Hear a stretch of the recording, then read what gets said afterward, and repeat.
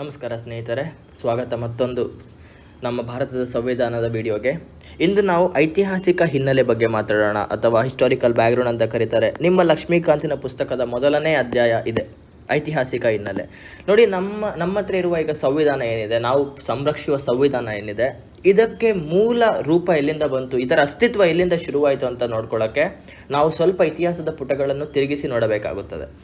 So ಈ ನಮ್ಮ ವಿಷಯದಲ್ಲಿ ಇಂದಿನ ನಮ್ಮ ಡಿಸ್ಕಷನ್ನಲ್ಲಿ ನಾವು ನೋಡುವಂಥ ಆ್ಯಕ್ಟ್ಸ್ ಏನಿದೆ, ಮೊದಲನೇ ಆ್ಯಕ್ಟ್ ರೆಗ್ಯುಲೇಟಿಂಗ್ ಆ್ಯಕ್ಟ್ ಇದು 1773ನೇ ಇಸ್ವಿಯಲ್ಲಿ ರಿಲೀಸ್ ಆಗುತ್ತೆ ಬ್ರಿಟಿಷ್ ಪಾರ್ಲಿಮೆಂಟ್ ಕಡೆಯಿಂದ ಈಸ್ಟ್ ಇಂಡಿಯಾ ಕಂಪನಿಯನ್ನು ಹತೋಟಿಯಲ್ಲಿ ತೆಗೆದುಕೊಳ್ಳಲು.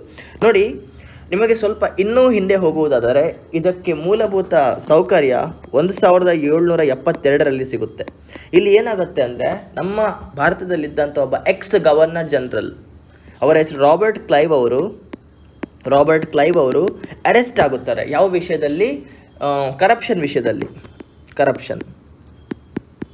ಈ ಕರಪ್ಷನ್ ವಿಷಯ ಏನಪ್ಪ ಅಂದರೆ, ರಾಬರ್ಟ್ ಕ್ಲೈವ್ ಅವರು ನಮ್ಮ ಭಾರತಕ್ಕೆ ಬಂದಾಗ ಆತನ ಬಳಿ ಏನೂ ಇರಲಿಲ್ಲ. ಆತ ಒಬ್ಬ ಅಸಿಸ್ಟೆಂಟ್ ಶಾಪ್ ಕೀಪರ್, ಒಬ್ಬ ಅಂಗಡಿಯಲ್ಲಿ ಸಹಾಯಕನಾಗಿ ಬಂದು ಸೇರಿಕೊಳ್ಳುತ್ತಾರೆ ನಮ್ಮ ಭಾರತದಲ್ಲಿ. ಹಿಂತಿರುಗಿ ಹೋದಾಗ ಅವರ ಬಳಿ ಯೂರೋಸಲ್ಲಿ 4 ಲಕ್ಷ ಯೂರೋಸ್ ಅನ್ನುವಷ್ಟು ದುಡ್ಡಿರುತ್ತೆ. ಬಂದಾಗ ಕೈಯಲ್ಲಿ ಏನೂ ಇಲ್ಲದಿರುವಾಗ ಹಿಂತಿರುಗಿ ಹೋದಾಗ ಅವರ ಬಳಿ 4 ಲಕ್ಷ ಯೂರೋಸ್ ಇನ್ನು ಸಾಮ್ರಾಜ್ಯ ಏನಿರುತ್ತೆ. ಇದಕ್ಕೋಸ್ಕರ ಬ್ರಿಟಿಷ್ ಪಾರ್ಲಿಮೆಂಟ್ ಅವರ ಮೇಲೆ ಕರಪ್ಷನ್ ಕೇಸನ್ನು ನಡೆಸುತ್ತದೆ.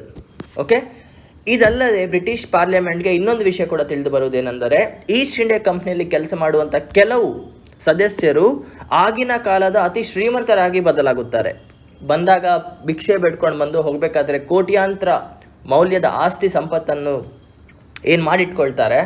ಆದ್ದರಿಂದ ಬ್ರಿಟಿಷ್ ಪಾರ್ಲಿಮೆಂಟ್ಗೆ ಒಂದು ವಿಷಯ ಮಾತ್ರ ಖಡಾಖಂಡಿತವಾಗಿ ಅರ್ಥವಾಗುತ್ತದೆ, ಏನೆಂದರೆ ಭಾರತದಲ್ಲಿ ಅವರು ಭ್ರಷ್ಟಾಚಾರವನ್ನು ಮಾಡುತ್ತಿದ್ದಾರೆಂದು.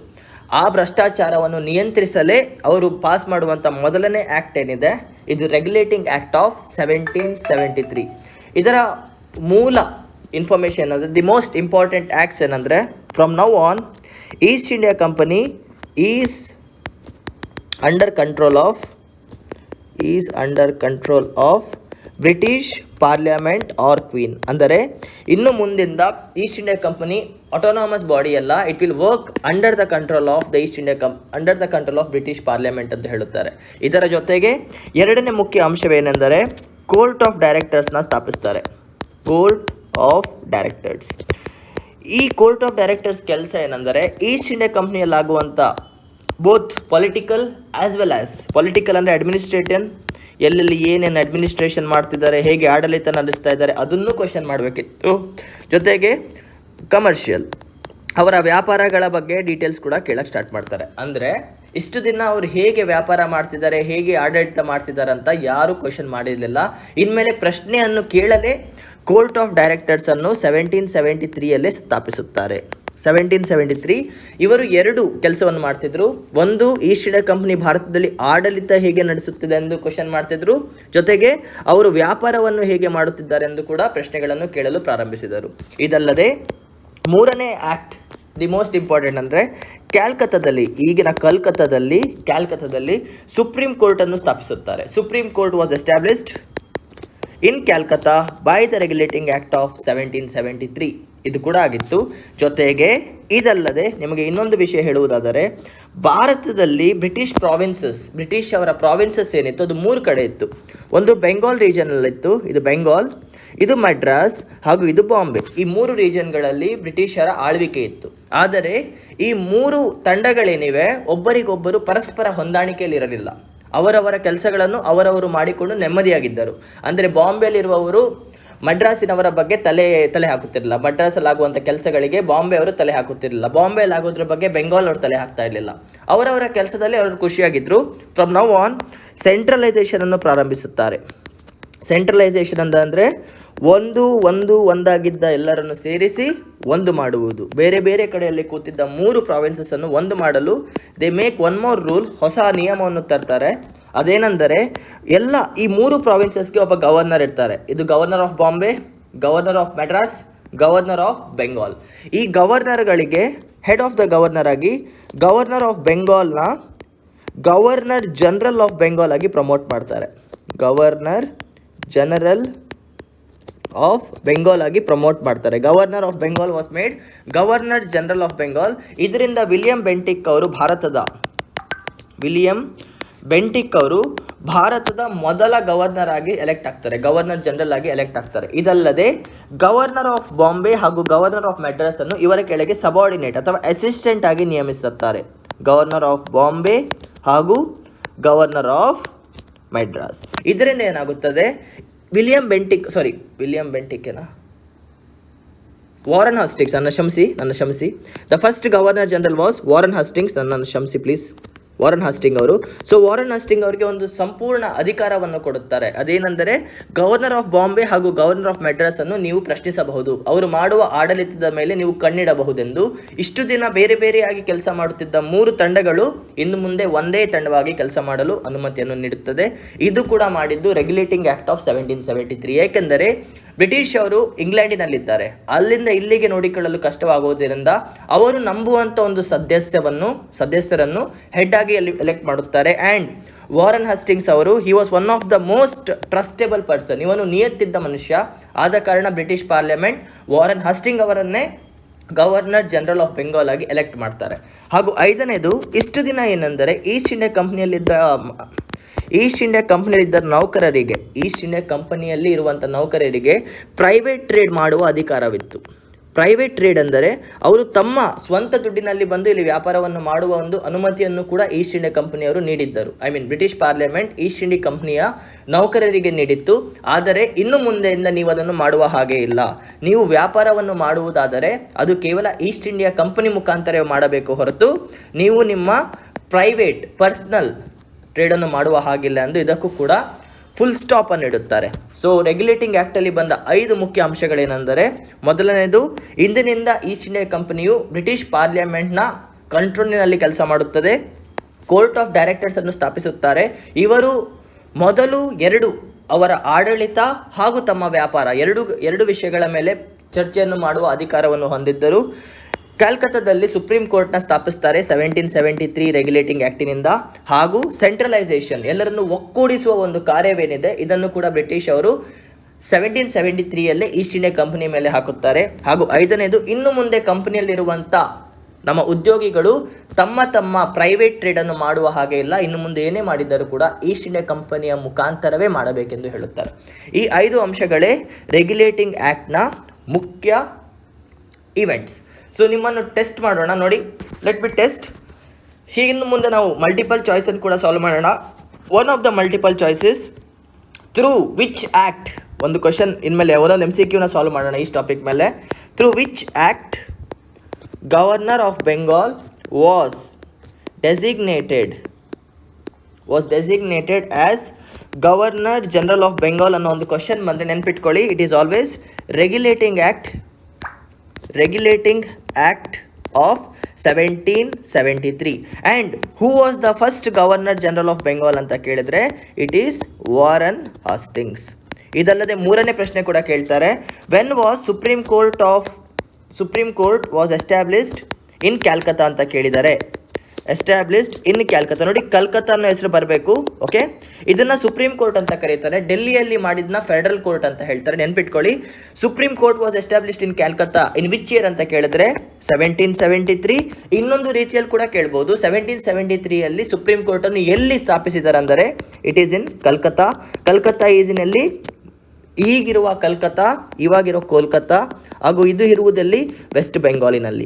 ಈ 3 ಪ್ರಶ್ನೆಗಳನ್ನು ನೆನಪಿಟ್ಟುಕೊಳ್ಳಿ. ಈ 3 ಅತಿ ಮುಖ್ಯ ಪ್ರಶ್ನೆಗಳು. UPSC ಪರೀಕ್ಷೆಯಲ್ಲಿ ಇಂಥ ಪ್ರಶ್ನೆಗಳು ಸರ್ವೇ ಸಾಮಾನ್ಯ. ಇದು ರೆಗ್ಯುಲೇಟಿಂಗ್ ಆ್ಯಕ್ಟ್ ಆಫ್ 1773ಯ ಹೈಲೈಟ್ಸ್. ಇದಾದ ಮೇಲೆ next act is pits India act. ಬನ್ನಿ ಅದರ ಬಗ್ಗೆ ಮಾತನಾಡೋಣ. ಸೊ 1773ನ ರೆಗ್ಯುಲೇಟಿಂಗ್ ಆ್ಯಕ್ಟಿನಲ್ಲಿ ನೀವೊಂದು ವಿಷಯವನ್ನು ಗಮನಿಸಬೇಕು, ಅದೆಂದರೆ ಕೋರ್ಟ್ ಆಫ್ ಡೈರೆಕ್ಟರ್ಸನ್ನು ಸ್ಥಾಪಿಸಿದರು. ನೆನಪಿದೆ ಅಲ್ಲವೇ? ಕೋರ್ಟ್ ಆಫ್ ಡೈರೆಕ್ಟರ್ಸ್ ಕಂಪನಿಯ ಅಡ್ಮಿನಿಸ್ಟ್ರೇಷನ್ ಅಂದರೆ ಆಡಳಿತದ ಬಗ್ಗೆಯೂ ತಲೆ ಕೆಡಿಸಿಕೊಳ್ಳುತ್ತಿದ್ದರು, ಹಾಗೂ ಇದು ಕಮರ್ಷಿಯಲ್ ಅಂದರೆ ವ್ಯಾಪಾರದ ಬಗ್ಗೆ ಕೂಡ ತಲೆ ಕೆಡಿಸಿಕೊಳ್ಳುತ್ತಿದ್ದರು. ಇದ ಕಾರಣ ಇವರ ಮೇಲೆ ಸ್ವಲ್ಪ ಹೆಚ್ಚಿನ ಒತ್ತಡವಿತ್ತು. ಆ ಕಾರಣಕ್ಕಾಗಿ ಪಿಟ್ಸ್ ಇಂಡಿಯಾ ಆ್ಯಕ್ಟ್ 1784ರಲ್ಲಿ ಕಂಪನಿಯ ಆಡಳಿತ, ದಟ್ ಈಸ್ ಅಡ್ಮಿನಿಸ್ಟ್ರೇಷನ್, ಹಾಗೂ ಕಮರ್ಷಿಯಲ್ ಅಂದರೆ ಟ್ರೇಡ್ ಇನ್ ವ್ಯಾಪಾರ ಇದೆ, ಇವೆರಡರನ್ನು ಸಪರೇಟ್ ಮಾಡುತ್ತಾರೆ. From now on 2 separate wings were created, 2 ರೆಕ್ಕೆಗಳನ್ನ ಕ್ರಿಯೇಟ್ ಮಾಡ್ತಾರೆ. ಅಡ್ಮಿನಿಸ್ಟ್ರೇಷನ್ ಅನ್ನು ನೋಡಿಕೊಳ್ಳಲು ಬೋರ್ಡ್ ಆಫ್ ಕಂಟ್ರೋಲ್ನ ಸ್ಥಾಪಿಸ್ತಾರೆ, ಬೋರ್ಡ್ ಆಫ್ ಕಂಟ್ರೋಲ್. ಓಕೆ, ಹಾಗೂ ಕಮರ್ಷಿಯಲ್ನ ನೋಡ್ಕೊಳ್ಳಲು ಕೋರ್ಟ್ ಆಫ್ ಡೈರೆಕ್ಟರ್ಸ್ಗೆ ಅನುಮತಿ ನೀಡ್ತಾರೆ. From now on court of directors ಏನಿತ್ತು 1773 ಇವಾಗ ಅದು ಕೇವಲ ಕಮರ್ಷಿಯಲ್ ಪರ್ಪಸಸ್, ವ್ಯಾಪಾರ ಏನು ಮಾಡ್ತಿದೆ ಈಸ್ಟ್ ಇಂಡಿಯಾ ಕಂಪ್ನಿ ಭಾರತದಲ್ಲಿ ಅದರ ಲೆಕ್ಕಾಚಾರಗಳನ್ನು ಇವ್ರು ನೋಡ್ಕೊಳ್ತಾ ಇದ್ರು. ಅಡ್ಮಿನಿಸ್ಟ್ರೇಷನ್, ಮಿಲಿಟರಿ ಏನೇನಿದೆ, ರೆವೆನ್ಯೂಸ್ ಏನಿದೆ ಅದರ ಬಗ್ಗೆ ಇವ್ರು ತಲೆ ಕೆಡಿಸ್ಕೊಳ್ತಾ ಇದ್ರು. ನೆನ್ಪಿಟ್ಕೊಳ್ಳಿ, this people are taking care of. ಒಂದು ನಿಮಿಷ ಸ್ನೇಹಿತರೆ, ಒಂದೇ ನಿಮಿಷ, ಸ್ವಲ್ಪ ಗೊಂದಲಗಳು. ಹಾಂ, ಇವರು ಏನಿದೆ ಬೋರ್ಡ್ ಆಫ್ ಕಂಟ್ರೋಲ್ ಅವರು ರೆವೆನ್ಯೂನ ನೋಡ್ಕೊಳ್ತಾ ಇದ್ರು. ರೆವೆನ್ಯೂ ಅಂದರೆ ದಿವಾನಿಯ ಬಗ್ಗೆ. ದಿವಾನಿ ಅಂದರೆ ತಿಳಿದಿದೆ 1765 ಶಾ ಆಲಂ ಎರಡನೇ ಅವರು ಬಿಹಾರ್, ಬೆಂಗಾಲ್ ಹಾಗೂ ಒರಿಸ್ಸಾದ ಟ್ಯಾಕ್ಸ್ ಕಲೆಕ್ಷನ್, ತೆರಿಗೆ ಕಲೆಕ್ಟ್ ಮಾಡುವ ಅಧಿಕಾರವನ್ನು ಕೊಡ್ತಾರೆ. ನಾನು ಭಾರತದ ಇತಿಹಾಸದ ವಿಡಿಯೋದಲ್ಲಿ ಇದ್ರ ಬಗ್ಗೆ ಹೇಳಿದ್ದೇನೆ, ಗೊತ್ತಿಲ್ಲದಿದ್ದರೆ ಹೋಗಿ ಅದನ್ನು ನೋಡಿ. ಒಂದು ರೆವೆನ್ಯೂ ಕಲೆಕ್ಷನ್ ಹಾಗೂ ಎರಡನೇದು ಆರ್ಮಿ, ಮಿಲಿಟರಿ ಆ್ಯಕ್ಷನ್ಸ್, ಮಿಲಿಟರಿನ ಹೇಗೆ ಯೂಸ್ ಮಾಡ್ತಾರೆ ಎಂದು ಕೇಳಲು, ಇವರ ಲೆಕ್ಕಾಚಾರಗಳನ್ನು ಕೇಳಲು ಬೋರ್ಡ್ ಆಫ್ ಕಂಟ್ರೋಲ್ನ ಸ್ಥಾಪಿಸ್ತಾರೆ. And when we come to court of directors, ಇವರದ್ದು ಕೇವಲ ಕಮರ್ಷಿಯಲ್ ಹಾಗೂ ಟ್ರೇಡ್, ವ್ಯಾಪಾರ ಹೇಗೆ ನಡೀತಿದೆ, ಎಲ್ಲೆಲ್ಲಿ ಏನೇನು ಖರೀದಿಸಿದ್ದಾರೆ, ಎಷ್ಟು ರೂಪಾಯಿಗೆ ಖರೀದಿಸಿದ್ದಾರೆ, ಎಷ್ಟು ರೂಪಾಯಿಗೆ ಮಾರಿದ್ದಾರೆ ಎಂದು ಕ್ವಶನ್ಸ್ ಕೇಳುವ ಅಧಿಕಾರ ಕಮರ್ಷಿಯಲ್ ಪರ್ಪಸಸ್ಗೆ ನೀಡ್ತಾರೆ. ಅದು ನಮ್ಮ ಬೋರ್ಡ್ ಆಫ್ ಡೈರೆಕ್ಟರ್ಸ್. ಹಾಗೂ board of control is definitely called as revenue collections. Okay, ಇದನ್ನು ಡ್ಯುವಲ್ ಗವರ್ನಮೆಂಟ್ ಎಂದು ಕೂಡ ಕರೆಯುತ್ತಾರೆ. This gave rise to dual government. ಯಾಕಂದರೆ ಇಲ್ಲಿ 2 ಗವರ್ನಮೆಂಟ್ಗಳಿವೆ, ಒಂದು ಮಿಲಿಟರಿ ಆ್ಯಕ್ಷನ್ಸ್ನ ನೋಡ್ಕೊಳ್ತಾ ಇತ್ತು ಹಾಗೂ ಇನ್ನೊಂದು ನಮ್ಮ ವ್ಯಾಪಾರಗಳನ್ನು ನೋಡುತ್ತಿತ್ತು. This is all about 1784 Pitt's India act. So Pitt's India act ಬಗ್ಗೆ ಒಂದು ಪ್ರಶ್ನೆಯನ್ನು ಕೇಳುವುದಾದರೆ, ಅತಿ ಮುಖ್ಯವಾಗಿ UPSC ಕೇಳುವ ಪ್ರಶ್ನೆ, which act created board of control ಅಂತ ಕೇಳ್ತಾರೆ. Board of control and court of directors, separated court of directors ಅಂತ ಕೇಳಿದ್ದಾರೆ. It is fixed India act of 1784. ಇದು ಒಂದೇ ಈ ಪ್ರಶ್ನೆಯಲ್ಲಿ ಬರುವಂಥ ಅತಿ ಮುಖ್ಯವಾದ ಪ್ರಶ್ನೆ. ಇದು 1784ನ ಪಿಟ್ಸ್ ಇಂಡಿಯಾ ಆ್ಯಕ್ಟ್ನ ಮಹತ್ವ. ಇದು ಅರ್ಥ ಆಗಿದ್ದರೆ ಮುಂದೆ ಹೋಗೋಣ. Charter act of 1793. ಅದಕ್ಕಿಂತ ಮುಂಚೆ ನೆನ್ಪಿಟ್ಕೊಳ್ಳಿ, 1773 ಆದಾಗ ತೊಂದರೆಗಳು. ಇನ್ನೊಂದು ಹೇಳ್ತಾನೆ, ದ ರೆಗ್ಯುಲೇಟಿಂಗ್ ಆ್ಯಕ್ಟ್, ಇದನ್ನು ಕೂಡ ಕೇಳಿಬಿಡಿ. ದ ರೆಗ್ಯುಲೇಟಿಂಗ್ ಆ್ಯಕ್ಟ್ ಆಫ್ 1773 ಏನಿದೆ, ಇದರಲ್ಲಿ ಮತ್ತೊಂದು ಪ್ರಾವಿಷನ್ ಇತ್ತು, ಅದರಲ್ಲಿತ್ತೋ ಗೊತ್ತಿಲ್ಲ, ಒಂದು ಪ್ರಾವಿಷನ್ ಇದೆ. ಅದೇನೆಂದರೆ ಪ್ರತಿ 20 ವರ್ಷಕ್ಕೆ, once in 20 years this act will be revised ಅಂದರೆ ಎವ್ರಿ 20 ವರ್ಷಕ್ಕೊಂದ್ಸಲ ನಾವು ಈ ಆ್ಯಕ್ಟ್ನ ಅಪ್ಡೇಟ್ ಮಾಡ್ತೇವೆ. ವಾಟ್ಸಪ್ಪಲ್ಲಿ ಅಪ್ಡೇಟ್ ಬರುತ್ತೆ ಅಲ್ವಾ, ಆ ಥರ ಪ್ರತಿ 20 ವರ್ಷಕ್ಕೊಂದೊಂದು ನಾವು ಅಪ್ಡೇಟ್ಸ್ನ ಕಳಿಸ್ತಾ ಇರ್ತೇವೆ, based on our needs and based on the changes in the administration. ಆಡಳಿತದಲ್ಲಿ ಏನಾದರೂ ಬದಲಾವಣೆಗಳಾಗಬೇಕೆಂದರೆ ಪ್ರತಿ 20 ವರ್ಷಕ್ಕೆ ಒಂದು ಸಲ ನಾವು ನಮ್ಮನ್ನು ಚಾರ್ಟರನ್ನು ಕಳಿಸುತ್ತೇವೆ ಎಂದು ಹೇಳುತ್ತಾರೆ. ಸೊ ಅದಕ್ಕಾಗಿ 1773ನ ಆ್ಯಕ್ಟನ್ನು ಮಾಡಿಫೈ ಮಾಡಿದ ಫಸ್ಟ್ ಚಾರ್ಟರ್ ಆ್ಯಕ್ಟ್ ಬಂದಿದ್ದು 1793, ದಟ್ ಈಸ್ 73 + 20 = 93. ಆದರೆ ನೆನ್ಪಿಟ್ಕೊಳ್ಳಿ. ಸೊ ಇವಾಗ ನಾವು ಚಾರ್ಟರ್ ಆ್ಯಕ್ಟ್ ಆಫ್ 1793, 1793ರ ಚಾರ್ಟರ್ ಆ್ಯಕ್ಟ್ನ ಬಗ್ಗೆ ಮಾತನಾಡೋಣ, ಶುರು ಮಾಡೋಣ ಬನ್ನಿ. ಈ ಚಾರ್ಟರ್ ಆ್ಯಕ್ಟನ್ನು ಅರ್ಥ ಮಾಡಿಕೊಳ್ಳಲು ನಾವು ಇತಿಹಾಸದಲ್ಲಿ ಸ್ವಲ್ಪ ಹಿಂದೆ ಹೋಗಬೇಕು. 1600ನೇ ಇಸ್ವಿಗೆ ಹೋಗೋಣ. ಇಂದು ಇಂಗ್ಲೆಂಡಿನಲ್ಲಿ ಏನಾಗಿತ್ತೆಂದರೆ, ಈಸ್ಟ್ ಇಂಡಿಯಾ ಕಂಪನಿ ಇದೆ ಅಲ್ವಾ, ಒಂದು trading company, East India company. ಇವರಿಗೆ ಕ್ವೀನ್ ಎಲಿಜಬೆತ್ I ಅವರು ಮೊನೊಪೊಲಿಯನ್ನು ನೀಡುತ್ತಾರೆ. ಮೊನೊಪೊಲಿ ಎಂದರೇನು? ಇವರು ಭಾರತಕ್ಕೆ ಹೋಗಿ ವ್ಯಾಪಾರವನ್ನು ಮಾಡಬಹುದು. ಆ ಸಮಯದಲ್ಲಿ ಇಂಗ್ಲೆಂಡಿನಲ್ಲಿರುವ ಇತರೆ ವ್ಯಾಪಾರದ ಕಂಪನಿಗಳೇನಿವೆ ಇವು ಭಾರತದಲ್ಲಿ ಕಾಲಿಡುವುದಿಲ್ಲವೆಂದು. This is called as monopoly. Monopoly ಅಂದರೆ ಒಬ್ಬ ವ್ಯಕ್ತಿಗೆ ಒಂದು ವಿಷಯದಲ್ಲಿ ಸಂಪೂರ್ಣ ಅಧಿಕಾರ, ಇನ್ನೊಬ್ಬ ಅದೇ ವಿಷಯದಲ್ಲಿ ಮೂಗು ತುರಿಸುವ ಹಾಗೆ ಇಲ್ಲ. ಇಂಡಿಯಾದಲ್ಲಿ ಇವಾಗ ಭಾರತದಲ್ಲಿ ನೀವು ನೋಡಿದರೆ ಸೆಲ್ಯುಲಾರ್ ನೆಟ್ವರ್ಕ್, ಫೋನ್ಸ್ ಏನಿದೆ, ಇಲ್ಲಿ BSNL ಕೂಡ ಇದೆ, ಏರ್ಟೆಲ್ ಕೂಡ ಇದೆ, ಜಿಯೋ ಕೂಡ ಇದೆ, ಹಾಗೂ ಇತರೆ ಕಂಪನಿಗಳಿದ್ದಾವೆ. ಸೊ ಟೆಲಿಕಾಂ ನೆಟ್ವರ್ಕಲ್ಲಿ ಮೊನೊಪೊಲಿ ಇಲ್ಲ. ಆದರೆ ಭಾರತದಲ್ಲಿ ಕೇವಲ BSNL ಮಾತ್ರವೇ ಇಂಟರ್ನೆಟ್ ಸರ್ವಿಸಸ್, ಕಾಲಿಂಗ್ ಸರ್ವಿಸಸ್ ಅನ್ನು ಕೊಡಬಹುದು. ಬೇರೆ ಯಾವುದೇ ಕಂಪನಿಯಾಗಲಿ ಈ ವಿಷಯಕ್ಕೆ ಕೈ ಹಾಕುವ ಹಾಗೆ ಇಲ್ಲವೆಂದರೆ ಇದನ್ನು ಮೊನೊಪೊಲಿ ಎನ್ನುತ್ತಾರೆ. Monopoly is one person 1% taking over the complete business. ಒಂದು ಬಿಸ್ನೆಸ್ನ ಒಬ್ಬನೇ ನೋಡಿಕೊಂಡರೆ ಇದು ಮೊನೊಪೊಲಿ. ಅಂಥ ಒಂದು ಮೊನೊಪೊಲಿ ಈಸ್ಟ್ ಇಂಡಿಯಾ ಕಂಪನಿಗೆ ದೊರಕಿದ್ದು ಯಾವ ವಿಷಯದಲ್ಲಿ? Trade in India. ಭಾರತದಲ್ಲಿ ಇವರು ಮಾತ್ರವೇ ವ್ಯಾಪಾರ ಮಾಡಬಹುದು ಎನ್ನುವ ಟ್ರೇಡ್ ಪರ್ಪಸ್ಸಿಂದ ಇಂಡಿಯಾಗೆ ಬರ್ತಾರೆ. ಸೊ ಇವಾಗ 1793 ಚಾರ್ಟರ್ ಆ್ಯಕ್ಟ್ ಏನಿದೆ, ಈ ಆ್ಯಕ್ಟಲ್ಲಿ ದಿ ಮೋಸ್ಟ್ ಇಂಪಾರ್ಟೆಂಟ್ ಪ್ರಾವಿಷನ್ ಏನಂದರೆ, ಇನ್ನೂ 20 ವರ್ಷಗಳ ಕಾಲ, for next 20 years, East India company will have monopoly. ಭಾರತದಲ್ಲಿ ಇವರು ಮಾತ್ರನೇ ಟ್ರೇಡ್ ಮಾಡಬಹುದು, ವ್ಯಾಪಾರ ಮಾಡಬಹುದು. ಇನ್ನೂ 20 ವರ್ಷಗಳು ಅಂದರೆ 1793ರಿಂದ ಹಿಡಿದು 1813ರವರೆಗೂ ಕೂಡ ಇಂಗ್ಲೆಂಡಿನಿಂದ ಬೇರೆ ಯಾವುದೇ ಕಂಪನಿಯನ್ನು ಭಾರತಕ್ಕೆ ಕಳಿಸುವುದಿಲ್ಲ.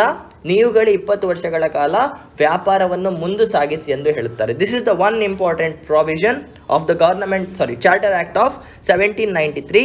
ಇದಲ್ಲದೆ ಭಾರತದಲ್ಲಿ ಇನ್ನೊಂದು ಪರ್ಸನಾಲಿಟಿ ಇರ್ತಾರೆ. ಭಾರತದ ಬ್ರಿಟಿಷ್ ಆಫೀಸಸಲ್ಲಿ ಇನ್ನೊಂದು ಪರ್ಸನ್ ಇರ್ತಾರೆ, ಅವ್ರನ್ನ ಕಮಾಂಡರ್ ಇನ್ ಚೀಫ್ ಅಂತ ಕರೀತಾರೆ. Commander in chief is the supreme of army. ನಮ್ಮ ಭಾರತದಲ್ಲಿರುವಂಥ ಬ್ರಿಟಿಷ್ ಆರ್ಮಿ ಏನಿದೆ, ಅದರ highest position, the highest person in the British army is commander in chief. ಈ ವ್ಯಕ್ತಿಯು, this person will not be a part of governor general's council ಅಂತ ಕರೀತಾರೆ. Governor general's executive council. Governor ಜನರಲ್ಗೆ ಒಂದು council ಇರುತ್ತೆ. Council ಅಂದರೆ ಇದು ನಿಮ್ಮ ಗವರ್ನರ್ ಜನರಲ್ ಅಂತ ಅಂದ್ಕೊಳ್ಳಿ. It's a small team of governor generals. ಈಗ ನರೇಂದ್ರ ಮೋದಿ ಅವರು PM ಆಗಿದ್ದಾರಲ್ವಾ, ಅವ್ರ ಕೆಳಗೆ ಒಂದು ಟೀಮ್ ಇದೆ. ಪ್ರೆಸಿಡೆಂಟ್ ಆಫ್ ಇಂಡಿಯಾ ಕೆಳಗೆ ಒಂದು ಟೀಮ್ ಇದೆ ಅಲ್ವಾ. ಈ ಗವರ್ನರ್ ಜನರಲ್ನ ಟೀಮಿನಲ್ಲಿ ಈ ಕಮಾಂಡರ್ ಇನ್ ಚೀಫ್ ಅವರು ಎಲ್ಲಿವರೆಗೂ ನೇಮಕತೆ ಆಗುವುದಿಲ್ಲವೋ, until and unless governor general doesn't appoint him as the member, he is not a member ಅಂತ ಹೇಳ್ತಾರೆ ಅಷ್ಟೇ. ಅದೇನು ಅಷ್ಟು ಇಂಪಾರ್ಟೆಂಟ್ ಆ್ಯಕ್ಟ್ ಅಲ್ಲ. But the important one is for 20 years East India company will have monopoly ಅಂತ ಹೇಳ್ತಾರೆ. ಇದು ನೆನ್ಪಿಟ್ಕೊಳ್ಳಿ. So the charter act of 1793 ಜಾಸ್ತಿ ಏನು ಮಾಡಲಿಲ್ಲ. It just told that commander in chief, the supreme authority of British, ಅಂದರೆ British ಇಂಡಿಯಾದಲ್ಲಿರುವಂಥ army superior will not be a part of executive council of the governor until and unless is appointed. This is 1793 act. 1793 plus 20 ಮಾಡಿ next update ಯಾವಾಗ ಬರುತ್ತೆ? 1813 1813 next charter act ಬರುತ್ತೆ. So ಈಗ ಅದರ ಬಗ್ಗೆ discuss ಮಾಡೋಣ ಬನ್ನಿ. ಸೊ ಚಾರ್ಟರ್ ಆ್ಯಕ್ಟ್ ಆಫ್ 1813 ಬಗ್ಗೆ ಮಾತನಾಡೋದಾದರೆ ಫಸ್ಟ್ ಆ್ಯಂಡ್ ಫಾರ್ಮೋಸ್ಟ್ ಥಿಂಗ್ ನಿಮಗೆ ನೆನಪಿರಬೇಕಾಗಿರೋದು, ಟ್ರೇಡ್ ಮೊನೊಪೊಲಿ ಏನಿತ್ತು, ಒಬ್ಬರೇ ವ್ಯಾಪಾರ ಮಾಡಬಹುದು ಅನ್ನುವ ರೈಟ್ ಏನಿತ್ತು ಈಸ್ಟ್ ಇಂಡಿಯಾ ಕಂಪ್ನಿ ಮೇಲೆ, ಅದನ್ನು ಇಲ್ಲಿ ಸ್ಟಾಪ್ ಮಾಡ್ತಾರೆ. ಟ್ರೇಡ್ ಮೊನೊಪೊಲಿ ಇಲ್ಲಿಗೆ ಎಂಡ್ ಆಗುತ್ತೆ. ಇನ್ಮೇಲೆ ಬ್ರಿಟಿಷಲ್ಲಿರುವಂಥ ಬೇರೆ, ಯುರೋಪಿನಲ್ಲಿರುವಂಥ ಬೇರೆ ಮರ್ಚೆಂಟ್ಸ್ ಕೂಡ ಭಾರತಕ್ಕೆ ಬಂದು ವ್ಯಾಪಾರ ಮಾಡಬಹುದು. ಇದು ಆದರೆ ಸ್ಟಿಲ್ ದೇ ಹ್ಯಾಡ್ ಮೊನೊಪೊಲಿ. ಅವರಿಗೆ ಕೆಲವೊಂದು ವಿಷಯಗಳಲ್ಲಿ ಮೊನೊಪೊಲಿ ಕೊಟ್ಟಿದ್ದರು. ಅದೇನೆಂದರೆ trade in tea and trade in ಚೈನಾದಲ್ಲಿ ಇವರು ಮಾತ್ರ ಟ್ರೇಡ್ ಮಾಡ್ತಾಯಿದ್ರು, ಪ್ಲಸ್ ಟ್ರೇಡ್ ಇನ್ ಟೀ ಕೂಡ ಇತ್ತು. So which act ended the monopoly of East India company in India ಅಂದರೆ ಇಟ್ ಈಸ್ 1813 ಚಾರ್ಟರ್ ಆ್ಯಕ್ಟ್. ಇದರ ಜೊತೆಗೆ ಕ್ರಿಶ್ಚಿಯನ್ ಮಿಷನರೀಸ್ನ ಕೂಡ ಕಳಿಸ್ತಾರೆ. ಕ್ರಿಶ್ಚಿಯನ್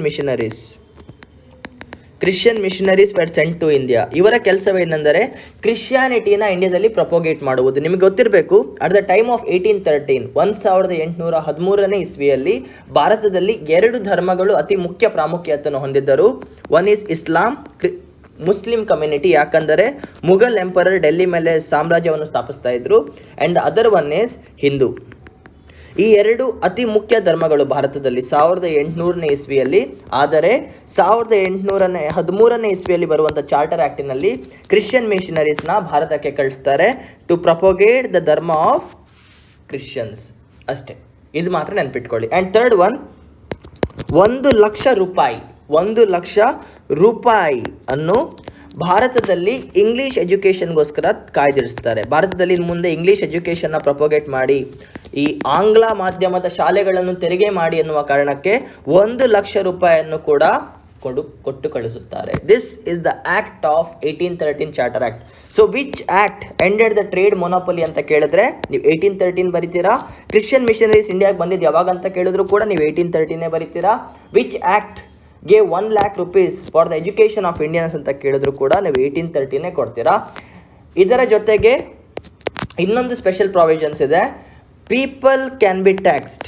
ಭಾರತದಲ್ಲಿರುವಂಥ ಪ್ರಜೆಗಳ ಮೇಲೆ ಕೂಡ ಟ್ಯಾಕ್ಸ್ ಹಾಕಬಹುದು ಕಂಪನಿ ಡೈರೆಕ್ಟ್ ಆಗಿ ಅನ್ನುವಂಥ ಒಂದು ಲಾನ ಕೂಡ 1813 ಆ್ಯಕ್ಟ್ ಪಾಸ್ ಮಾಡುತ್ತೆ. ನೋಡಿ, ಈ ವಿಡಿಯೋ ಎಂಡಿನಲ್ಲಿ, ಈ ವಿಡಿಯೋ ಮುಗಿದ ನಂತರ ನಾನು ಇನ್ನೊಂದು ವಿಡಿಯೋ ಓಪನ್ ಮಾಡ್ತೇನೆ. I will upload one more video.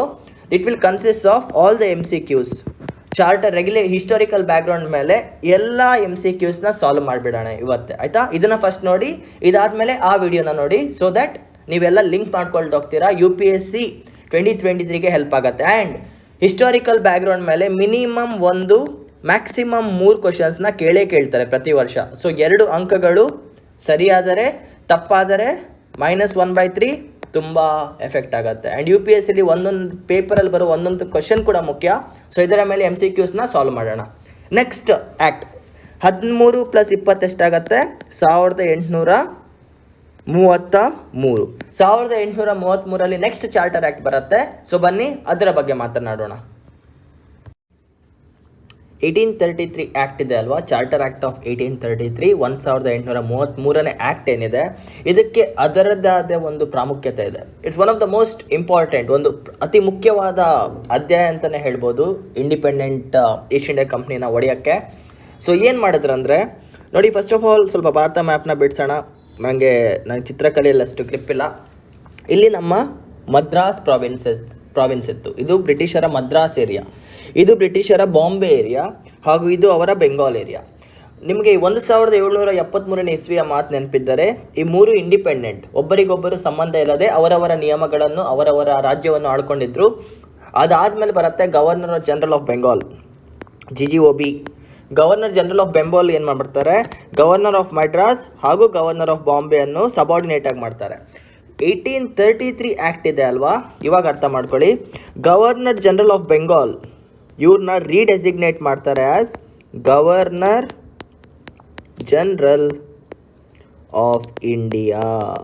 Governor general of Bengal ಏನಿದ್ರಲ್ವಾ, ಅವ್ರನ್ನ ಈಗ ಗವರ್ನರ್ ಜನರಲ್ ಆಫ್ ಇಂಡಿಯಾ ಅಂತ ಮಾಡ್ತಾರೆ. ಹಾಗೂ ಈ 2 ಪ್ರಾವಿನ್ಸಸಲ್ಲಿ ಲೆಜಿಸ್ಲೇಟಿವ್ ಪವರ್ಸ್ ಇರುತ್ತೆ. ಲೆಜಿಸ್ಲೇಟಿವ್ ಅಂದರೆ ರೂಲ್ಸ್, ನಿಯಮಗಳನ್ನು ಸೃಷ್ಟಿ ಮಾಡುವ ಒಂದು ಅಧಿಕಾರ.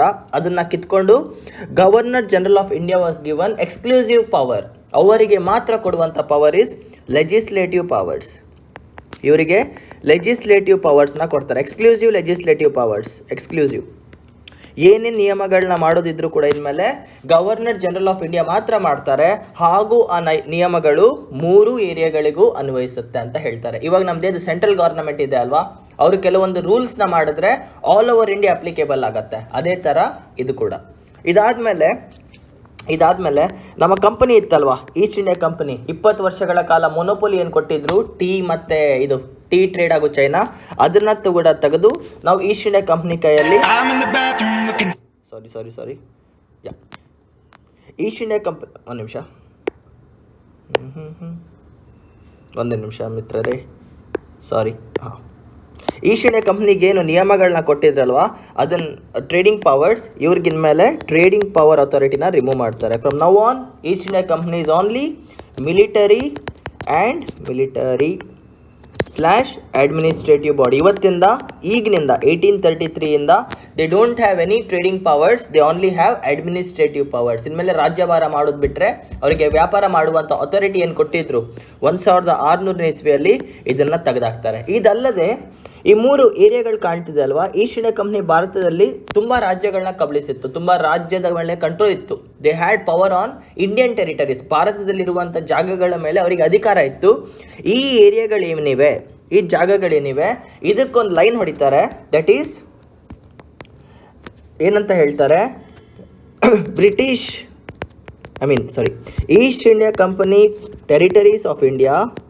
East India company territories of India, ಭಾರತದಲ್ಲಿರುವಂಥ ಈಸ್ಟ್ ಇಂಡಿಯಾ ಕಂಪ್ನಿಗಳ ಟೆರಿಟರೀಸ್ ಏನಿದೆ, these are nothing but the British possessions ಅಂತ ಹೇಳ್ತಾರೆ. ಬ್ರಿಟಿಷ್ ಪೊಸೆಷನ್ಸ್ ಅಂದರೆ ಭಾರತದಲ್ಲಿ ನೀವು ಕಬ್ಜಾ ಮಾಡಿರುವಂಥ, ಕಬಳಿಸಿರುವ ಏರಿಯಾಗಳೇನಿದೆ, ಇದೆಲ್ಲ ಕೂಡ ಬ್ರಿಟಿಷರ್ಸ್ದೇ, ಬ್ರಿಟಿಷ್ ರಾಣಿದೆ. You are just taking care of it in trust of his majesty, his heads and successors. Meaning ಹೇಳ್ತಾನೆ ನೋಡಿ. ಈಸ್ಟ್ ಇಂಡಿಯಾ ಕಂಪ್ನಿ ಇಂಡಿಯಾಗೆ ಬಂದಾಗ ಅವರು ವ್ಯಾಪಾರ ಮಾಡಕ್ಕೆ ಬಂದಿದ್ರು. 1765 ಬ್ಯಾಟಲ್ ಆಫ್ ಬಕ್ಸರ್ ಆದಮೇಲೆ ಅವರಿಗೆ ದಿವಾನಿ ರೈಟ್ಸ್ ಸಿಗತ್ತೆ. ಮಡ್ರಾಸ್ ಪ್ರಾವಿನ್ಸ್, ಬಾಂಬೆ ಪ್ರಾವಿನ್ಸ್, ಬೆಂಗಾಲ್ ಪ್ರಾವಿನ್ಸಸ್ಸಲ್ಲಿ ಅವ್ರು ಯುದ್ಧನ ಮಾಡಿ ರಾಜ್ಯರ ಹತ್ರ ಗೆದ್ದು ಜಾಗಗಳನ್ನ ಅಕ್ವೈರ್ ಮಾಡ್ತಾರೆ. They win it. ಭಾರತದಲ್ಲಿ ಅವ್ರು ಬಂದಾಗ ಬರೀ ಒಂದು ವ್ಯಾಪಾರದ ಕಂಪನಿ, ಅದಾದಮೇಲೆ ರಾಜ್ಯಭಾರ ಮಾಡೋಕ್ಕೆ ಶುರು ಮಾಡ್ತಾರೆ ಅಲ್ವಾ. ಇವರು ಕಷ್ಟಪಟ್ಟು ಕಟ್ಟಿದ ಆಸ್ತಿ ಏನಿದೆ, ಇವರು ಕಷ್ಟಪಟ್ಟು ಕಟ್ಟಿರೋ ಸಾಮ್ರಾಜ್ಯ ಏನಿದೆ, ಅದೆಲ್ಲ ನಿಮ್ದಲ್ಲ ಗುರು, ಅದೆಲ್ಲ ಬ್ರಿಟಿಷರ್ಸ್ದೆ, ಅದೆಲ್ಲ ಬ್ರಿಟಿಷ್ ರಾಜ ಹಾಗೂ ರಾಣಿದೆ, ಅವರ ಮಕ್ಕಳದ್ದು ಹಾಗೂ ಅವರಿಗೆ ಹುಟ್ಟುವಂಥ ಮಕ್ಕಳದ್ದು ಬಿಟ್ಟರೆ ನಿಮ್ದಲ್ಲ. ನೀವು ಬರೀ ಅಲ್ಲಿ ಗುಲಾಮರಾಗಿ ನೋಡ್ಕೊಳ್ತಾ ಇದ್ದೀರಾ. From now on East India company possessions R nothing but British possessions ಅಂತ ಕಿತ್ಕೊಳ್ತಾರೆ ಅವ್ರ ಕೈಯಿಂದ. ನೋಡಿ 1833 ಅಂದರೆ 1600 ಇಸ್ವಿಯಿಂದ 1833 ಇಸ್ವಿವರೆಗೂ ಎಷ್ಟು ಕಷ್ಟಪಟ್ಟು ಕಟ್ಟಿದ ಸಾಮ್ರಾಜ್ಯ ಏನಿತ್ತು ಈಸ್ಟ್ ಇಂಡಿಯಾ ಕಂಪ್ನಿದು, ಒಂದೇ ಆ್ಯಕ್ಟಲ್ಲಿ ಕಿತ್ತು ಬಿಸಾಕ್ತಾರೆ. This is what it is. They became ultimately supreme. ಯಾರು? ಈಸ್ಟ್ ಇಂಡಿಯಾ ಕಂಪ್ನಿ ಅಲ್ಲ, British. This is about the charter act. So which act, question ಹಿಂಗೆ ಬರ್ಬೋದು, which act designated governor general of Bengal as governor general of India? Which act designated governor general of Bengal as governor general of India ಅಂತ ಕರೆದ್ರೆ it is charter act of 1833. First point. Second one, who was the first, ಮೊದಲನೆಯ governor general of Bharat, governor general of India ಯಾರು ಅಂದರೆ ಇದು William Bentinck ಅವರು. William Bentinck is the first governor general of India. Which charter act gave the exclusive law making authority to, exclusive law making authority, which act gave exclusive law making authority to governor general of India ಅಂದರೂ ಕೂಡ ಅದು ಕೂಡ 1833. Law making ಅಂದರೆ legislative powers, ನಮ್ಮ ಪಾರ್ಲಿಮೆಂಟಲ್ಲಿ ಕೂತ್ಕೊಂಡು MP ಗಳು ಕಾದಿಗಳು ಏನು ಮಾಡ್ತಾರಲ್ವ ಅದು. So exclusive law making authority 1833ಯಲ್ಲಿ exclusive law making authority governor general of ಇಂಡಿಯಾಗೆ ಯಾವಾಗ ಕೊಟ್ಟಿದ್ದು ಅಂದರೆ ಇಟ್ ಈಸ್ ಆನ್ 1833. ಸೊ ಈಗ ನೀವು ಅರ್ಥ ಮಾಡ್ಕೊಳ್ಳಿ, 1773ಯಲ್ಲಿ ಏನು ಸೆಂಟ್ರಲೈಸೇಷನ್ ಸ್ಟೆಪ್ ಸ್ಟಾರ್ಟ್ ಆಗಿತ್ತಲ್ವ, ಎಲ್ಲ ಒಂದುಗೂಡಿಸುವಂಥ ಸ್ಟೆಪ್ ಇತ್ತಲ್ವ, 1833ಯಲ್ಲಿ ಆಲ್ಮೋಸ್ಟ್ ಕ್ಲೈಮ್ಯಾಕ್ಸ್ಗೆ ಬರುತ್ತೆ ಇದು, ಹೌದಾ ಅಲ್ವಾ? ಇವಾಗ ಎಲ್ಲರೂ ಕಂಟ್ರೋಲಿಗೆ ಬಂದರು. Everything is under the control of Britishers, everything is control, ಎಲ್ಲ ಕಂಟ್ರೋಲಿಗೆ ಬಂತು. ಇಂಡಿಯಾನ ಕಂಟ್ರೋಲ್ ತಗೊಳ್ತಾರೆ. This is all about the charter acts. 1773, 1793, 1813, 1833. ಇನ್ನೊಂದು ಆ್ಯಕ್ಟ್ ಬರುತ್ತೆ ಈಗ, +20 ಮಾಡಿ 1853. ಇದ್ರ ಬಗ್ಗೆ ಮಾತಾಡೋಣ. ಆ್ಯಂಡ್ ಈ ಆ್ಯಕ್ಟದ ಇನ್ನೊಂದು ಪ್ರಾಮುಖ್ಯತೆ ಇದೆ. 1833 ಆ್ಯಕ್ಟಲ್ಲಿ ಇನ್ನೊಂದು ಪ್ರಾಮುಖ್ಯತೆ ಇದೆ. ಅದೇನೆಂದರೆ ಸಿವಿಲ್ ಸರ್ವಿಸಸ್ ಇದೆ ಅಲ್ವಾ, ಅದು IAS, IPS, ಬ್ರಿಟಿಷ್ ಸಿವಿಲ್ ಸರ್ವಿಸಸ್ಗೆ ಇಂಡಿಯನ್ಸ್ನ ತಗೊಳ್ಳೋಣ ಅಂತ ಒಂದು ಪ್ರಪೋಸಲ್ನ ಕೊಡ್ತಾರೆ. ಪ್ರಪೋಸಲ್ ಮಾತ್ರ, ಇಂಡಿಯನ್ಸ್ನ ಕೂಡ ಅಕ್ಸೆಪ್ಟ್ ಮಾಡೋಣ ಅನ್ನೋ ಒಂದು ಪ್ರಪೋಸಲ್ಸ್ನ ಕೊಡ್ತಾರೆ. But it was rejected. 1833ಯಲ್ಲಿ ಅಡಿಗಲ್ಲಾಗ್ತಾರೆ, ಬಟ್ ಆ ಕಲ್ಲನ್ನ ಇಡಕ್ಕೆ ಬಿಡಲ್ಲ. ಅರ್ಥ ಆಗ್ತಿದೆಯಾ? These are the important provisions. ಮತ್ತೆ ಹೇಳ್ತಾ ಇದ್ದಾನೆ, ಗವರ್ನರ್ ಜನರಲ್ ಆಫ್ ಇಂಡಿಯಾನ ಸ್ಥಾಪಿಸ್ತಾರೆ. William Bentincks becomes the first governor general. ಅವ್ರಿಗೆ ಲೆಜಿಸ್ಲೇಟಿವ್ ಪವರ್ಸ್ನ ಕೊಡ್ತಾರೆ. ಇಡೀ ಇಂಡಿಯಾದಲ್ಲಿ ಅವ್ರು ಏನೇ ನಿಯಮ ಮಾಡಿದ್ರು ಕೂಡ ಬ್ರಿಟಿಷ್ ಪ್ರಾವಿನ್ಸಸ್ಸಲ್ಲಿ ಆಟೋಮೆಟಿಕ್ ಅಪ್ಲೈ ಆಗುತ್ತೆ ಅಂತ ಹೇಳ್ತಾರೆ. ಇನ್ಮೇಲೆ ಈಸ್ಟ್ ಇಂಡಿಯಾ ಕಂಪ್ನಿ ಕಷ್ಟಪಟ್ಟು ಕಟ್ಟಿರೋ ಸಾಮ್ರಾಜ್ಯ ಏನಿದೆ ಅದೆಲ್ಲ ಬ್ರಿಟಿಷರ್ಸ್ದು, ಬ್ರಿಟಿಷ್ ರಾಜಂದು, ಅವನ ಮಕ್ಕಳದು ಮತ್ತು ಅವ್ನು ಹುಟ್ಟುವ ಮಕ್ಕಳದು ಅಂತ ಹೇಳ್ತಾರೆ. And yes, from now on ಸೆಂಟ್ರಲೈಸೇಷನ್ದು ಕ್ಲೈಮ್ಯಾಕ್ಸ್ಗೆ ರೀಚ್ ಆಗ್ತೀವಿ ನಾವು ಅಷ್ಟೇ. 1773ಯಲ್ಲಿ ಏನೆಲ್ಲನೂ ಒಂದುಗೂಡಿಸುವಂಥ ಕನಸಿತ್ತು ಈಸ್ಟ್ ಇಂಡಿಯಾ ಕಂಪ್ನಿ ಮೇಲೆ ಬ್ರಿಟಿಷರ್ಸ್ಗೆ, ಕಿತ್ಕೊಂಡು 1833ಯಲ್ಲಿ ಕ್ಲೈಮ್ಯಾಕ್ಸ್ ಆಗಿ ಕೊಡ್ತಾರೆ. This is the charter act of 1833. 20 add ಮಾಡೋಣ, 1853ಗೆ ಬರ್ತೀವಿ. ಸೊ ಬನ್ನಿ ಅದ್ರ ಬಗ್ಗೆ ಮಾತಾಡೋಣ. ನೋಡಿ, ಫಸ್ಟ್ ಆಫ್ ಆಲ್ ಒಂದು ಅರ್ಥ ಮಾಡ್ಕೊಳ್ಳಿ. ಗವರ್ನರ್ ಜನರಲ್ ಆಫ್ ಇಂಡಿಯಾ ಇದ್ರಲ್ವಾ, ಇವ್ರ ಕೈಲಿ 2 ಪವರ್ ಇರುತ್ತೆ. ಒಂದು ಲೆಜಿಸ್ಲೇಟಿವ್ ಪವರ್, ಇನ್ನೊಂದು ಎಕ್ಸಿಕ್ಯೂಟಿವ್ ಪವರ್. ಇದರ ಅರ್ಥ, ಲೆಜಿಸ್ಲೇಟಿವ್ ಪವರ್ ಅಂದರೆ ಒಂದು ನಿಯಮನ ಸ್ಥಾಪಿಸ್ಬೋದು, ನಾಳೆಯಿಂದ ಹುಡುಗಿರು ಸ್ಕೂಲ್ಗೆ ಹೋಗಂಗಿಲ್ಲ ಅಂತ. This is legislative, making the loss. ನಾಳೆಯಿಂದ ಹುಡುಗಿರು ಶಾಲಾ ಕಾಲೇಜುಗಳಿಗೆ ಹೋಗೋ ಹಾಗೆ ಇಲ್ಲ, ಹುಡುಗಿರಿಗೆ ಇನ್ಮೇಲೆ ಎಜುಕೇಷನ್ ಇಲ್ಲ ಅಂತ. ಎಕ್ಸಿಕ್ಯೂಟಿವ್ ಅಂದರೆ ಪೊಲೀಸ್. ಇವ್ರೇನು ಮಾಡ್ತಾರೆ, ಸ್ಕೂಲ್ ಮುಂದೆ ನಿಂತ್ಕೊಂಡು ಹುಡುಗಿರು ಬಂದರೆ ವಾಪಸ್ ಕಳಿಸ್ತಾರೆ. ನೀನು ಹೋಗಂಗಿಲ್ಲಮ್ಮ ಸ್ಕೂಲ್ಗೆ, ನೀನು ಹೋಗಂಗಿಲ್ಲಮ್ಮ ಅಂತ ಸ್ಕೂಲ್ಗೆ. ಸೊ ಲೆಜಿಸ್ಲೇಟಿವ್ ಅಂದರೆ ಲಾ ಮೇಕಿಂಗ್, ರೂಲ್ಸ್ನ, ನಿಯಮಗಳನ್ನ ಸೃಷ್ಟಿಸುವ ಅಧಿಕಾರ. ಎಕ್ಸಿಕ್ಯೂಟಿವ್ ಅಂದರೆ ಅದನ್ನು ಇಂಪ್ಲಿಮೆಂಟ್ ಮಾಡುವಂಥ ಅಧಿಕಾರ. This is implementation of the laws, this is creation or development of the laws. ಆಯಿತಾ? ಈ 2 ಅಧಿಕಾರಗಳು ಕೂಡ governor general of Bengal, governor general of India, governors of their ಪ್ರೆಸಿಡೆನ್ಸಿಸ್ಗಿತ್ತು. 1773ಯಲ್ಲಿ ಈ ಅಧಿಕಾರ ಗವರ್ನರ್ ಆಫ್ ಬೆಂಗಾಲ್ಗೂ ಇತ್ತು, ಗವರ್ನರ್ ಆಫ್ ಬಾಂಬೆಗೂ ಇತ್ತು, ಗವರ್ನರ್ ಆಫ್ ಮೆಡ್ರಾಸ್ಗೂ ಇತ್ತು. ಅವರ ನಿಯಮಗಳನ್ನ ಅವರೇ ಸೃಷ್ಟಿಸ್ತಿದ್ರು. 1773 ರೆಗ್ಯುಲೇಟಿಂಗ್ ಆ್ಯಕ್ಟ್ ಏನು ಮಾಡುತ್ತೆ, ಗವರ್ನರ್ ಆಫ್ ಬೆಂಗಾಲ್ನ ಗವರ್ನರ್ ಜನರಲ್ ಆಫ್ ಬೆಂಗಾಲ್ ಮಾಡ್ತಾರೆ, governor of Bombay governor of ಮೆಡ್ರಾಸ್ನ ಅಸಿಸ್ಟೆಂಟ್ ಮಾಡಿದ್ರು ಕೂಡ ಇವರಿಗೆ ತಮ್ಮದೇ ಆದ ನಿಯಮಗಳನ್ನ ಸೃಷ್ಟಿಸುವ ಅಧಿಕಾರ ಇತ್ತು. 1793 ಕೂಡ ಇದಿತ್ತು, they were open to make the laws. 1813 ಕೂಡ ಇತ್ತು, ಬಟ್ 1833 ಏನಾಗುತ್ತೆ, ಗವರ್ನರ್ ಜನರಲ್ ಆಫ್ ಬೆಂಗಾಲ್ನ ಗವರ್ನರ್ ಜನರಲ್ ಆಫ್ ಇಂಡಿಯಾ ಮಾಡ್ತಾರೆ ಅಲ್ವಾ, ಸರ್ವಾಧಿಕಾರಿ. ಅವಾಗ ಇವ್ರ ಕೈಲಿದ್ದಂಥ ಲೆಜಿಸ್ಲೇಟಿವ್ ಪವರ್ಸ್, ಇವರಿಗೆ ನಿಯಮ ಮಾಡುವಂಥ ಪವರ್ಸ್ ಏನಿತ್ತು ಬಾಂಬೆ ಬೆಂಗಾಲ್ ಅವರಿಗೆ, ಅದನ್ನು ಕಿತ್ಕೊಬಿಡ್ತಾರೆ. ಅದನ್ನು ಕಿತ್ಕೊಂಡು ಇನ್ಮೇಲೆ ಇಂಡಿಯಾದಲ್ಲಿ ಒಬ್ಬನೇ ಇರ್ತಾನೆ ಗವರ್ನರ್ ಜನರಲ್ ಆಫ್ ಇಂಡಿಯಾ, ಅವನು ರೂಲ್ಸ್ನ ಮಾಡ್ತಾನೆ, ಲಾಸ್ನ ಮಾಡ್ತಾನೆ, ನೀವೆಲ್ಲ ಇಂಪ್ಲಿಮೆಂಟ್ ಮಾಡಿದ್ರೆ ಸಾಕು ಅಂತ ಹೇಳ್ತಾರೆ. This is also one thing. ಇವಾಗ ಏನಾಗ್ತಿದೆ, ಗವರ್ನರ್ ಜನರಲ್ ಆಫ್ ಇಂಡಿಯಾ ಹತ್ರ ಇರುವಂಥ ಲೆಜಿಸ್ಲೇಟಿವ್ ಆ್ಯಂಡ್ ಎಕ್ಸಿಕ್ಯೂಟಿವ್ ಪವರ್ಸ್ನ ಸಪರೇಟ್ ಮಾಡ್ತಾರೆ. They separate it because governor general of India was very powerful. ಇವ್ರ ಹತ್ರ ಎಲ್ಲ ಶಕ್ತಿ ಇದ್ದಾಗ, ಒಬ್ಬ ಮನುಷ್ಯನ ಹತ್ರ ತುಂಬ ಶಕ್ತಿ ಇದ್ದಾಗ ಅವನು ಹುಚ್ಚಾಗ್ತಾನೆ. ಸೊ ಗವರ್ನರ್ ಜನರಲ್ ಆಫ್ ಇಂಡಿಯಾ ಹತ್ರ ಕೂಡ ಎಲ್ಲ ಪವರ್ಸ್ ಇತ್ತು, ಒಬ್ಬನ ಕೈಯಲ್ಲೇ ಎಲ್ಲ ಪವರ್ಸ್ ಇತ್ತು. ಅದನ್ನು ಸಪ್ರೇಟ್ ಮಾಡಿ ಏನು ಮಾಡ್ತಾರೆ, ಲೆಜಿಸ್ಲೇಟಿವ್ ಕೌನ್ಸಿಲ್ನ ಸ್ಥಾಪಿಸ್ತಾರೆ. This is called as legislative council. ನಮ್ಮ ಪಾರ್ಲಿಮೆಂಟ್ ಏನಿದೆ ಅಲ್ವಾ ಡೆಲ್ಲಿಯಲ್ಲಿ, ಅದೇ ಥರ ಬ್ರಿಟಿಷಲ್ಲಿ ಕೂಡ ಇದೆ. ಬ್ರಿಟಿಷ್ ಪಾರ್ಲಿಮೆಂಟ್, ನಮ್ಮದು ಇಂಡಿಯನ್ ಪಾರ್ಲಿಮೆಂಟ್, ಇದು ಅದರ ಸ್ಥಾಪನೆ ಥರ, ಚಿಕ್ಕ mini parliament. This is mini British parliament ಅಂತ ಕರಿಬೋದು. ಇದ್ರ ಒಳಗೆ 6 ಜನ ಕೂತ್ಕೊಳ್ತಿದ್ರು. ಈ 6 ಜನ ಸೇರಿ ರೂಲ್ಸ್ನ ಮಾಡ್ತಿದ್ರು. ಎಕ್ಸಿಕ್ಯೂಟಿವ್ ಆಗೇ ನಡೀತಿತ್ತು. ಇದು ಒಂದು. ಸೆಕೆಂಡ್ ಒನ್, ಇನ್ಮೇಲೆ ಲಾ making authority governor general of India ಒಬ್ಬನ ಕೈಯಲ್ಲೇ ಇಲ್ಲ, ಅವನ ಜೊತೆ 6 ಜನ ಇದ್ದಾರೆ ಅಂತ ಹೇಳ್ತಾರೆ.